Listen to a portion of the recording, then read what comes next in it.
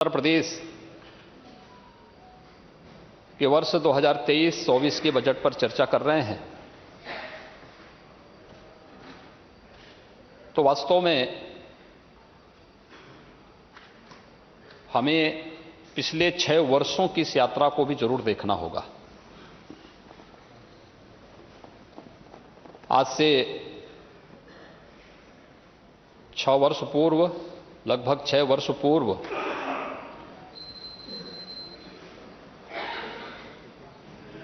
उत्तर प्रदेश के अंदर उत्तर प्रदेश की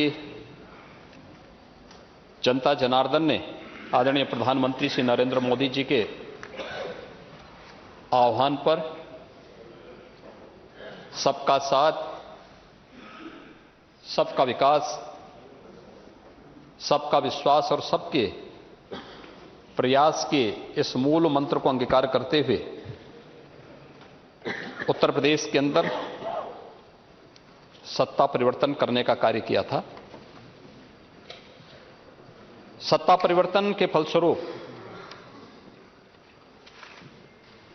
2017 से लेकर के 2022 इन 5 वर्षों तक सरकार ने सफलतापूर्वक प्रदेश के अंदर कार्य किया और जनता जनार्दन का फिर से आशीर्वाद प्राप्त हुआ। सरकार फिर से पूर्ण जनादेश प्राप्त करके आज अपना यहां पर बजट प्रस्तुत भी की। मैं धन्यवाद दूंगा अपने सहयोगी वित्त मंत्री श्री सुरेश खन्ना जी को, जिन्होंने उत्तर प्रदेश की 25 करोड़ जनता की भावनाओं को ध्यान में रख करके अपना बजट प्रस्तुत किया और प्रदेश के अंदर एक सर्वसमावेशी समग्र विकास की अवधारणा को ध्यान में रख करके आत्मनिर्भर उत्तर प्रदेश की इस परिकल्पना को साकार करने वाला, हर एक तबके का प्रतिनिधित्व करने वाला बजट प्रस्तुत किया है, जिसमें गांव के लिए, गरीब के लिए, किसान के लिए, नौजवान के लिए, महिलाओं के लिए उत्तर प्रदेश की भावी तस्वीर क्या होनी चाहिए, इसके लिए भी अपना बजट प्रस्तुत किया है। महोदय, पिछले 6 वर्ष के अंदर उत्तर प्रदेश के अंदर बजट का जो आकार है यह दोगुने से अधिक बढ़ा है। 2016-17 के अंदर इस प्रदेश में जो बजट प्रस्तुत हुआ था वह 3,40,000 करोड़ रुपए का बजट था और जब मेरे सहयोगी वित्त मंत्री श्री सुरेश खन्ना जी ने सदन में बजट अपना प्रस्तुत किया 2023-24 का, तो उस बजट का आकार इस समय दोगुने से अधिक 6,90,000 करोड़ रुपए से अधिक का है। यह उत्तर प्रदेश के अर्थव्यवस्था के विस्तार को प्रस्तुत करता है। यह उत्तर प्रदेश के जीडीपी में हुई लगभग दुगनी विकास की यानी प्रगति को प्रस्तुत करता है। उत्तर प्रदेश के पर कैपिटा इनकम में हुई वृद्धि को भी प्रस्तुत करता है और उत्तर प्रदेश की जो यात्रा इस दौरान आगे बढ़ी है वो एक जन विश्वास पर आधारित एक यात्रा है, जहां पर हर एक तबके की अपनी जवाबदेही है। कोई अपनी जिम्मेदारी से नहीं भाग सकता। पूरी प्रतिबद्धता के साथ, पूरी जिम्मेदारी के साथ हर एक तबका अपनी अपनी जिम्मेदारियों का निर्वहन कर रहा है और उसके बाद परिणाम सबके सामने है। सरकार किस प्रकार की होनी चाहिए? समस्याओं से मुख मोड़ने वाली नहीं, उसे चुनौती के रूप में स्वीकार करने वाली होनी चाहिए। सरकार ऐसी होनी चाहिए जो जनमानस के प्रति संवेदनशील हो, लेकिन भ्रष्टाचार और अपराध के प्रति जीरो टॉलरेंस की नीति के तहत कार्य भी कर सके। और मुझे बताते गौरव की अनुभूति हो रही है कि लगभग पिछले 6 वर्ष का यह कार्यकाल इन्हीं प्रतिबद्धताओं को ध्यान में रख करके हमने प्रस्तुत किया। मैं कल यहां पर नेता विरोधी दल के पूरे वक्तव्य को सुन रहा था और वह अपनी बात को कह रहे थे। मुझे आश्चर्य हो रहा था कि जब वो कह रहे थे तो उन्हें इस बात पे प्रसन्नता हो रही थी कि उत्तर प्रदेश के पैरामीटर को पिछले पायदान पर धकेलने पर उन्हें प्रसन्नता हो रही थी।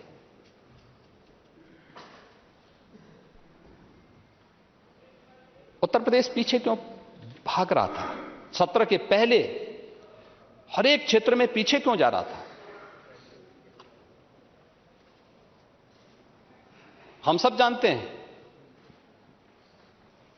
हर व्यक्ति इस बात को जानता है, हर समस्या के 2 समाधान होते हैं।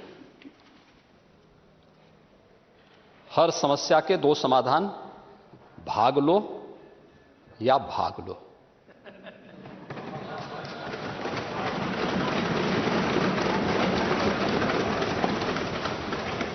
या तो उसे चुनौती के रूप में स्वीकार करते हुए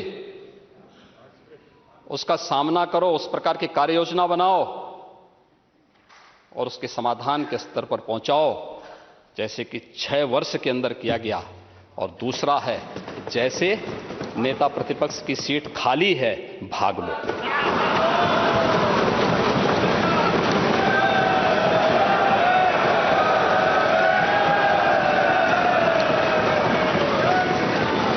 और ये केवल यहीं पे नहीं हुआ है। अभी भी आ रहा हूं। अभी तो ये शुरुआत है। अभी तो आप इतने बुजुर्ग हैं, इतने वरिष्ठ हैं, हम आपका बहुत सम्मान करते हैं। देखिए, आपका भी सम्मान करते हैं और शिवपाल जी का भी करते हैं।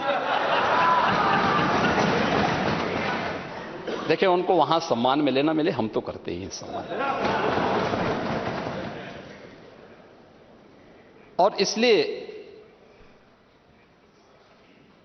आखिर इतने बड़े प्रदेश के प्रति हम सबकी सामूहिक जिम्मेदारी नहीं है? ये 25 करोड़ जनता के प्रतिनिधि के रूप में हम सब इस सदन में बैठे हैं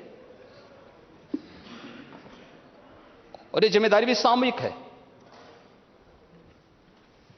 लेकिन क्या उस सामूहिक जिम्मेदारी के प्रति कभी हमने उस जवाबदेही को परिचय दिया? कल नेता प्रतिपक्ष कह ही रहे थे कि अगर आप दावोस गए होते तो हो सकता है 50 लाख करोड़ का प्रस्ताव आता। उनको विश्वास हो गया ना कि प्रस्ताव आ रहे हैं।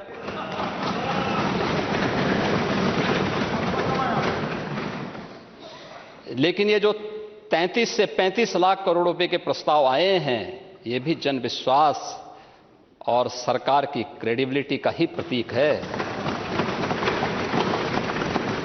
ये उसी का प्रतीक है। क्यों नहीं आता था 17 के पहले? और 2013 की उस वाकया को दुनिया थोड़े भूली होगी, जब कुंभ के बारे में एक प्रेजेंटेशन करने के लिए हार्वर्ड विश्वविद्यालय गए थे और चचा जान को जो है तलाशी से गुजरना पड़ा था। उसके बाद वो लोग विश्वविद्यालय ही नहीं पहुंच पाए। प्रदेश की क्या स्थिति हुई थी? हमने प्रदेश को कहां पहुंचाया था?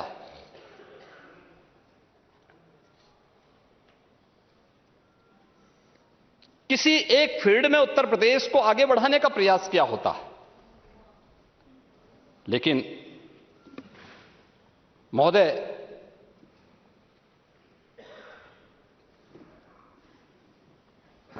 इस बजट में अगर आप देखेंगे तो हमने जनता से जो वायदे किए थे उन सबको भी उसमें समाहित किया है। 2022 के विधानसभा चुनाव के पहले लोक कल्याण संकल्प पत्र हमारी पार्टी ने जारी किया था